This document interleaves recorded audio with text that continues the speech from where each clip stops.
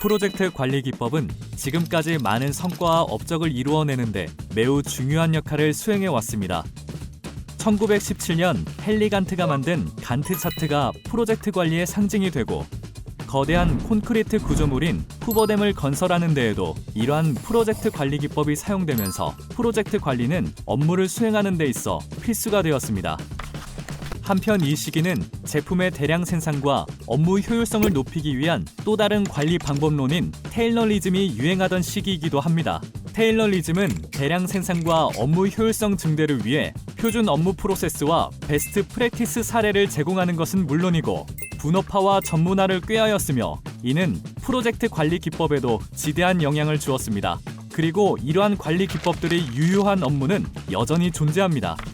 하지만 이와는 반대로 날이 갈수록 변동성과 불확실성, 복잡성, 그리고 모호성이 높아지는 경영 환경 속에서 IT 프로덕트 및 서비스를 비롯한 많은 신규 업무들은 이러한 프로젝트 관리 기법과 테일러리즘을 만나 오히려 업무의 효과성이 떨어지는 모순적인 상황을 맞닥뜨리게 됩니다. 지금부터 이러한 프로젝트 관리 기법의 한계를 극복하기 위해 등장한 프로덕트 관리 기법에 대해 알아보도록 하겠습니다.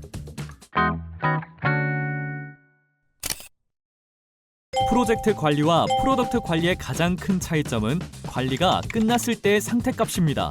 프로젝트 관리는 목표와 기간이 정해져 있기에 끝난 상태는 늘 완료라는 닫힌 상태값을 가집니다. 그러나 프로덕트 관리는 출시, 출하, 론칭이라는 상태값을 가짐으로써 그 후에 연속적인 과정이 진행 중이라는 열린 상태값을 갖습니다. 그리고 그 열린 상태값은 프로덕트 라이프 사이클이라는 이름으로 지속성과 반복성을 갖게 됩니다. 예를 들어 소프트웨어 제품이 하나 있다고 합시다. 만약 이 제품을 프로덕트 관리가 아닌 프로젝트 관리 방식으로 접근한다고 하면 1차적으로는 소프트웨어 제품의 출시와 동시에 프로젝트의 상태값이 완료가 되면서 종료가 됩니다.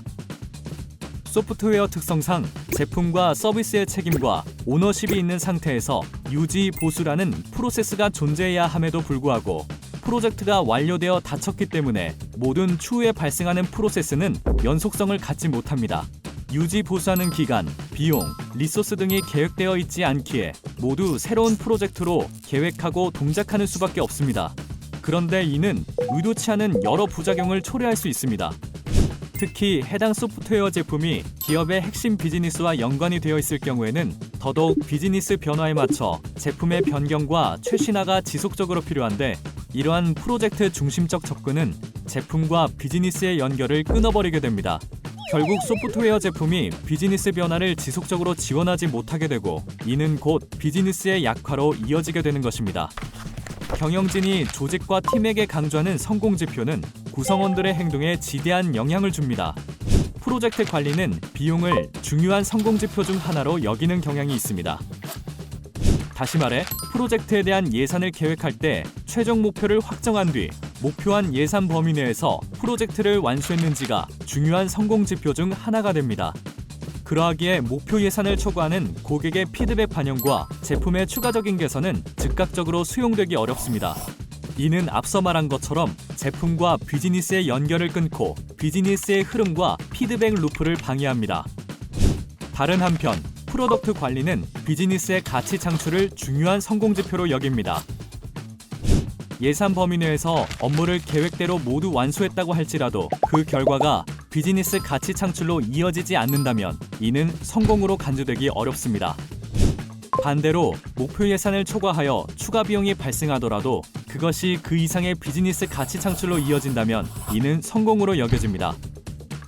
이는 구성원들로 하여금 비즈니스의 가치 창출과 흐름에 주의를 기울이게 하고 피드백을 반영하여 지속적으로 프로덕트를 개선하는 행동을 촉진합니다. 프로젝트 관리에서는 프로젝트 계획이 우선순위를 결정합니다. 사전에 철저하게 계획을 세우고 프로젝트를 진행하기 때문에 계획의 변경은 프로젝트 관리 및 의사소통, 협업 측면에서 많은 비용을 야기합니다. 그러하기에 계획의 변경을 가급적 지양하게 됩니다.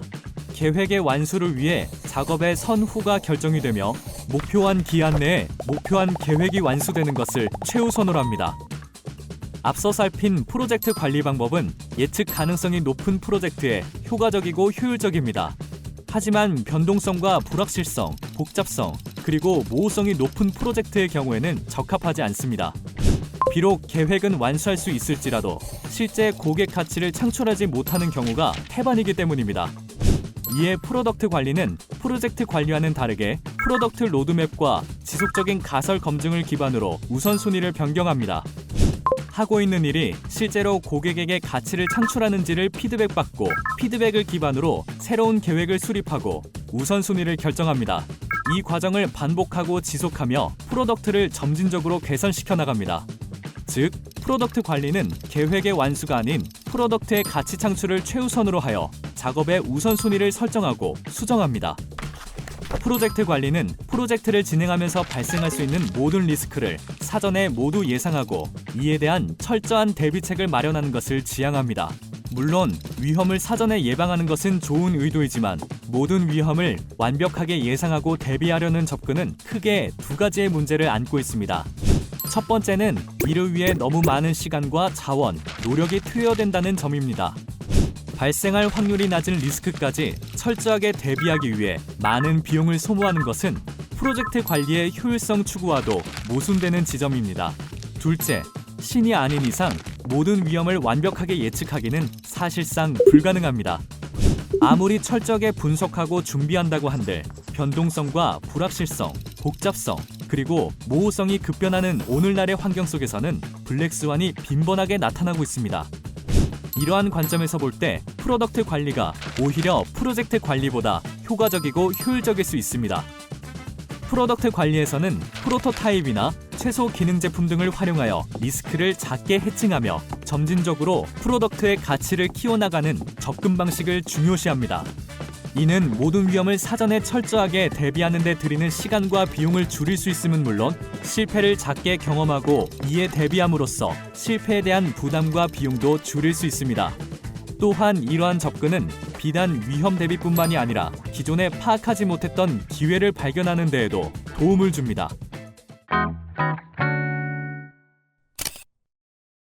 지금까지 프로젝트 관리와 프로덕트 관리의 차이에 대해 살펴보았습니다.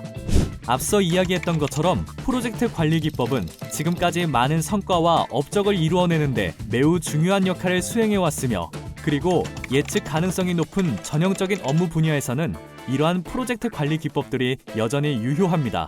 하지만 이와는 반대로 변동성과 불확실성, 복잡성, 그리고 모호성이 높아지는 경영 환경 속에서 새롭게 출시되는 많은 프로덕트와 서비스들은 그 예측 가능성이 낮아 수시로 프로덕트의 고객 가치에 대한 피드백을 받아 이를 반영하고 계획을 수정해가는 것을 지속 반복하는 프로덕트 관리가 보다 효과적입니다.